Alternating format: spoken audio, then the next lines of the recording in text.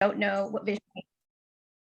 Oh, sorry. One thing is that I want to remind everybody that we are recording it for our subsequent use. So I think all the other media friends can turn off their video if they don't want to show their face. Sorry for interrupt, Jessica. No, that's all right. So again, if for those of you who don't know who Vision Youth is, Vision Youth was founded in 2001 and is a 100% volunteer-run organization. Our focus is essentially to provide a space for youth to gain practical experience in varied activities that cultivate their interest and engage them in finding solutions to local community issues. So essentially, our program element is the Social Innovation Academy, Interpersonal Skill Development, and Outdoor Leadership Program. That's essentially what makes up Vision Youth. And so our impact goes beyond these numbers. In creating spaces for youth to cultivate their interest, we've seen our Visioneers over the years not only deepen their knowledge of social and ecological issues, but also develop fundamental life skills that help them better problem solve and communicate solutions. And so again, beyond our graduates, our hours performed and projects completed, really what we're teaching youth and providing a space for these youth are for them to be able to learn skill sets and develop them in safe spaces where they can make mistakes and continue building on their own confidence. And so what's the Social Innovation Academy? Basically, it's a program that teaches youth how to look at complicated problems, how to narrow down potential solutions, and how to build viable socially focused businesses. So complicated issues like homelessness, like addiction, like mental health, and then how along the lines or the path of someone becoming homeless or going back into homelessness, like where along that path do you as a youth want to focus your attention? And now from that perspective, how do you look at the problem, now understanding it and how people get to this position, how could you put a blocker that helps prevent that solution? And maybe it's actually preventing it, maybe it's awareness. There are various avenues of ways that you can approach it. And so the idea is to have you start to think about it, but it all starts from really understanding the problem. So again, who we're looking for are youth between the ages of 15 and 19 years old who are able to commit to a 6-month program between October and March. All of our programs are biweekly. So our workshops run from, they run on Saturdays from 10 a.m. to 12:30. And they basically, they grow from one another. So essentially at the beginning, we start looking at social issues, and then in increments, they kind of go and they build on each other until we get to demo day. And then finally, any requirements for group meetings and work related to research and executing on the deliverable, which is the project initiative. And so if you didn't know, our workshops are taught by industry experts, all of whom are coming back to join us again this year, which we're very excited. And each one's a specialist in various aspects. So we couldn't be any more excited to have the Institute for Change Leaders back, Ryerson Social Venture Zone, and the various other organizations that we partner with, including other ones that we don't have here include jack.org, who focus on youth mental health. We have Toronto Youth Cabinet, the lead for youth unemployment and employment. And then we have various other people, including Legacy of Hope, which focuses on Indigenous peoples as well. And so, although our goal is to have youth develop a social impact project, how far it goes really depends on them and where they want to take their idea. And I think Karissa Tang is the embodiment of that. Karissa is a first-year student at the University of Waterloo. She's a former Visioneer from 2018 to 2020, and she participated in our last cohort of the Social Innovation Academy, through which she co-founded an organization called Project Bawajigan. This that focuses on Indigenous rights and reconciliation in Canada. So at this point, I want to introduce Karissa to speak on her initiatives. Yeah, thank you, Jessica, for that introduction. So as mentioned, I'm a past Visioneer who participated in the bronze, silver, and gold programs. And so I was really excited to learn about the Social Innovation Academy when it was first announced last year. I wanted to join because of all the incredible workshops, resources, and also networks that they were promoting and that they offered. I also really wanted to meet other youth also passionate about making social change and with whom I could partner with to make something big. I remember one of the first sessions that were actually one of the most memorable and enjoyable was being able to hear the stories of real entrepreneurs and how they were able to go from just an idea to building a really successful business. And that really inspired me and was a great start to the program. I also enjoyed developing various technical skills during each session. As mentioned, there's different workshops. And one that really stuck with me was one on storytelling, in which everyone got to craft and verbalize their own personal story and then receive individual feedback on it. And I think that was something that really stuck with me and to this day helped me to develop my speaking skills. And the other big part of SIA is, of course, the project. So my team and I co-founded a youth-run organization called Project Bawajigan, and that aims to use social media platforms to promote Indigenous reconciliation through public awareness and the promotion of Indigenous businesses and stories as well. And through SIA, my team and I were able to really narrow down our project idea and construct it in a way that was ambitious, but still achievable and all whilst being something we're passionate about. I remember we were struggling to find the topic to work on because Indigenous reconciliation is such a big topic. There's health, education, we could even focus on like food drives. But we decided with the circumstances of the pandemic, as well as our strengths in knowing how to use social media, we decided to take that to our advantage and focus on education and the promotion of Indigenous stories and businesses. And so throughout that 8 months from when we first started, we have grown as a team and partnered with various local organizations, both other youth organizations, as well as Indigenous businesses. For example, we did one workshop with Legacy of Hope, where we were exploring our identity and how that relates to the 60s scoop and just looking through an Indigenous lens.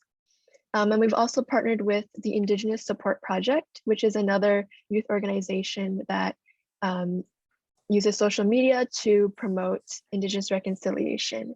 And so we partnered with them for some educational posts that you can find on our Instagram.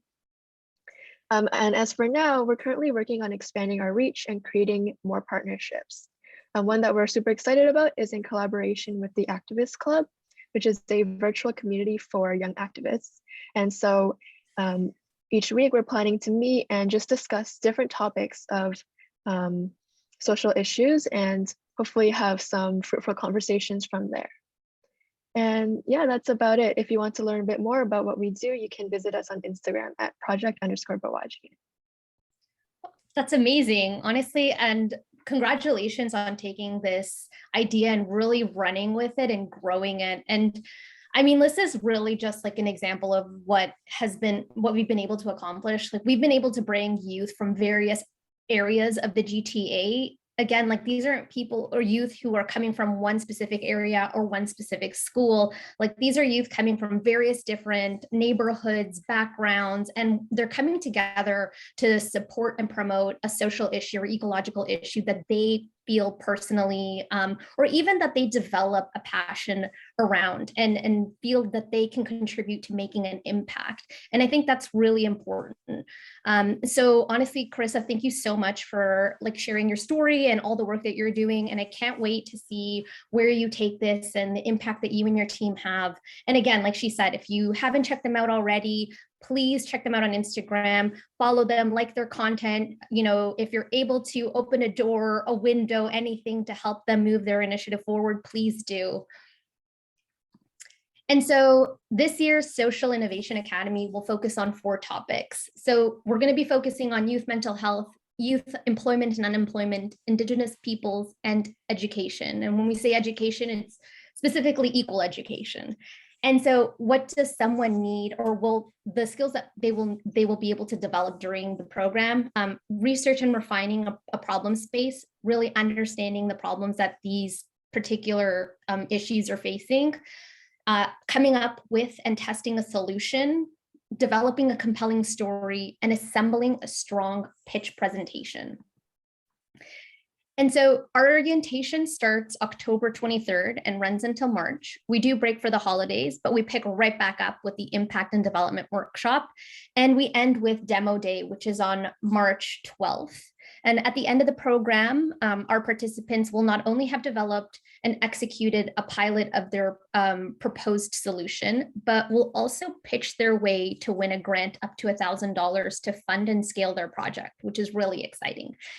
And so this year, we also have really exciting news. We were able to land an internship opportunity at an emerging startup. So chosen participants will also have that opportunity to potentially get an internship opportunity.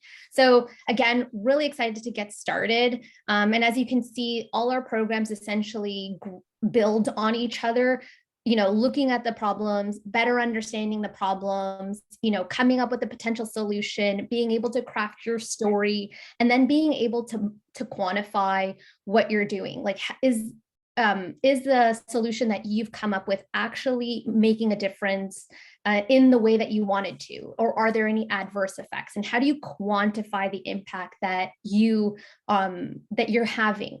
So, and then being able to communicate that entire storyline and relate it to other people. So really that's the crux of the organization and the program. And we're really, really excited about promoting it. And so our application deadline is in 2 weeks. So if you know someone or if you're interested and they think they should register, please have them register before October 15th. Again, we want to thank you for joining today. I'm going to throw it back to Eric for any last words. And I believe if there's anyone who has any questions. Yeah, I think right now is the question and answer period. Like, anybody have any question about our program or anything about Karissa's project with the indigenous people?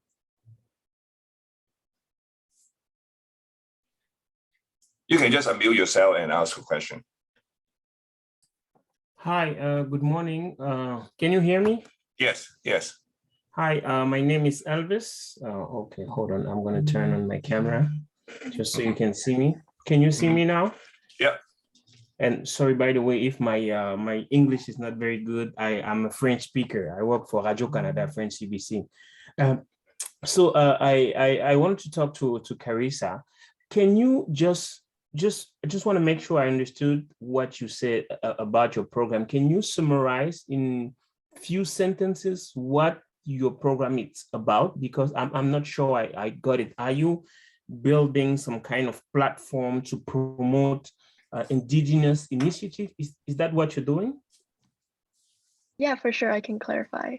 So we're currently focusing on just social media platforms. So that's mainly Instagram and Facebook. And we're using that to firstly research about certain topics that we want to talk about each week, and then creating informational posts that are engaging for our audience, and then posting it there, just for people to learn every day about something new. And we're also, something that we wanted to focus on is promoting Indigenous businesses, whether local businesses or just like online stores. And so that's something that we're also promoting on our platforms. And so I guess you're already working with Indigenous businesses. Are you already partnering with them? Yeah, we're currently still reaching out to businesses. We have worked with Legacy of Hope, for example, which is a organization that focuses on residential schools and awareness around that. So we've also partnered with other nonprofits. So currently what we want to try to focus on is some for-profit businesses and how we can help them as well. Mm-hmm. So my final question, promise. So when you say we, who are these we or those we? Is it you, Karissa, and other people? Who are actually the people in the organization? Yeah, so we first started as a group of 4 in the Social Innovation Academy program. And then since the program ended, we decided to expand our team a bit. So just people from all over the world. We even have someone from England who decided to join us, which was super exciting. And yeah, we're still looking forward to expanding our team more. Okay, thank you. Thank you for your answers. Oh, and Elvis, just to clarify, the team is all youth. There are no professionals that are part of their team. Although we guided them in building the idea, they've created it and they run it and they organize it. They put out the content, they do the outreach, they do everything on their own. Okay, thank you, Jessica.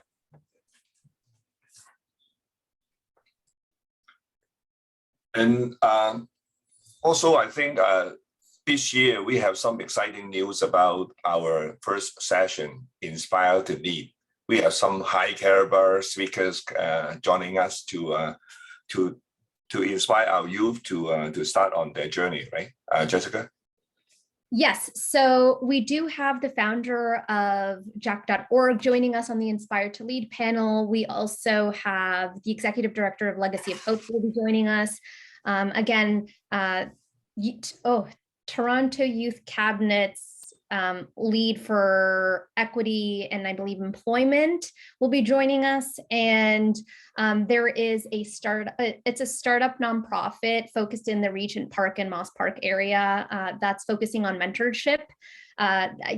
They will be also joining us on a panel discussion, and also a representative from the Boys and Girls Club of Canada who will be the moderator. And so the idea is to really talk about the issues from not just the perspective of someone who's established an organization like Jot.org, but also, young people who are currently in the process of starting a nonprofit and who have a lot of experience in the neighborhood. Recently in Regent Park, we've lost someone to senseless violence, and it's, although very upsetting, it is normal. It has to a certain degree been normalized. It happens so frequently.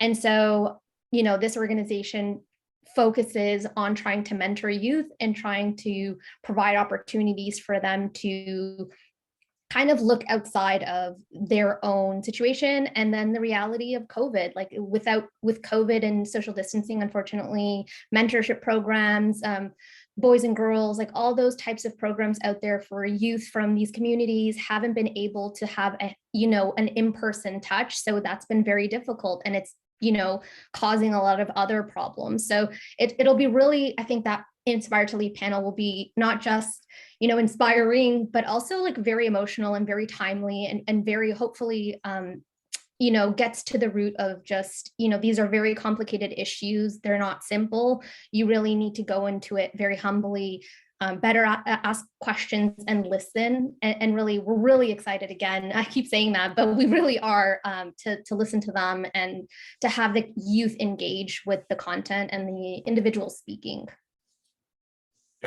And actually, I just want to add on that Vision Youth has been running for the past 20 years. So that I think all this session are based on our experience on how to deal with youth.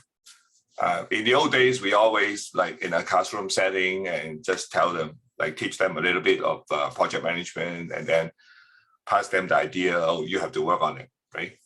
And we find out that doesn't work, that we have to really inspire them. Actually, our motto in Vision Youth is we inspire and coach our visionary leaders. So we want to inspire them first, and then we coach them all the way through how they can do it. I think that's why our session are deliberately planned that way in that sequence. So first of all, we want to inspire our youth that you can do something to change the world. So that's why we have that Inspire to Lead session.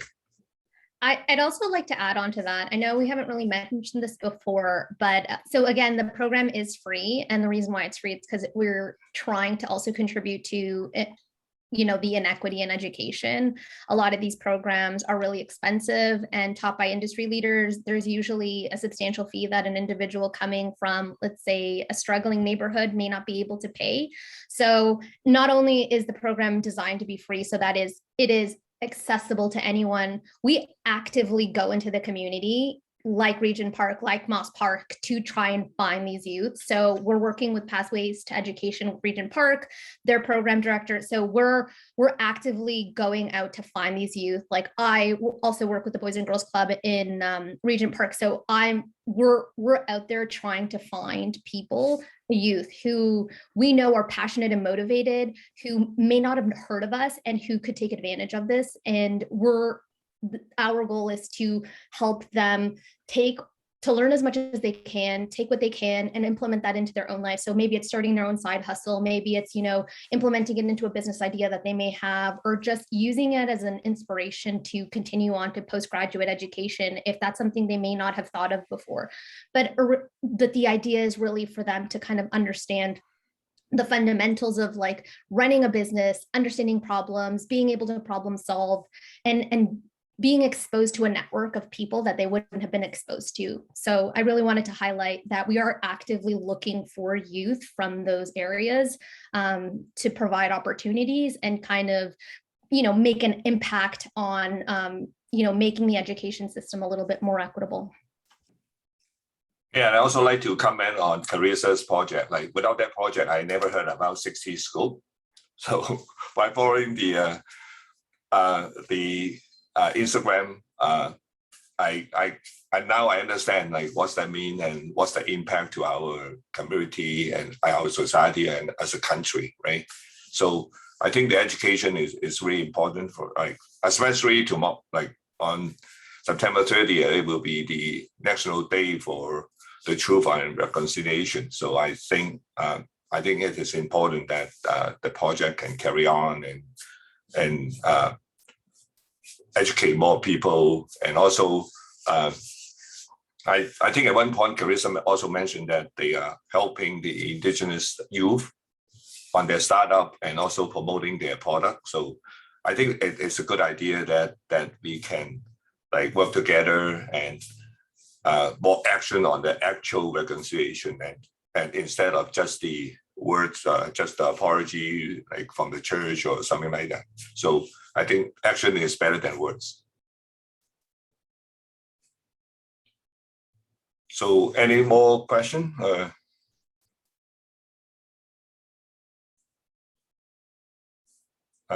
Any other question from the other participants?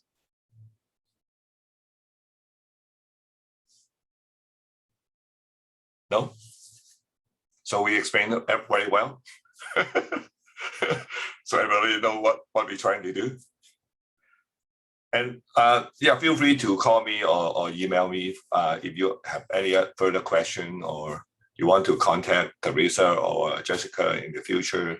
Like we are all here to we try to help our youth to build a better world for us tomorrow, for our tomorrow, right? Like so, we are all in together. So hopefully, we will have another successful year in the second Social Innovation of Academy.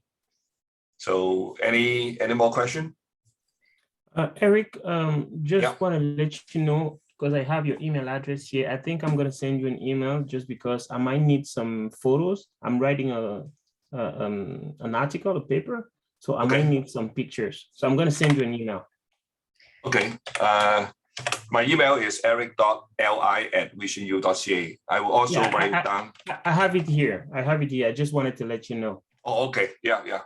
Okay. Thank you. I'd also like to, since we have your attention, I'd also like to throw it out there. If you're available to join us on demo day, and if you'd like to see some of the projects that come out of this upcoming year, please join us, send us an email. We'd love to have you there.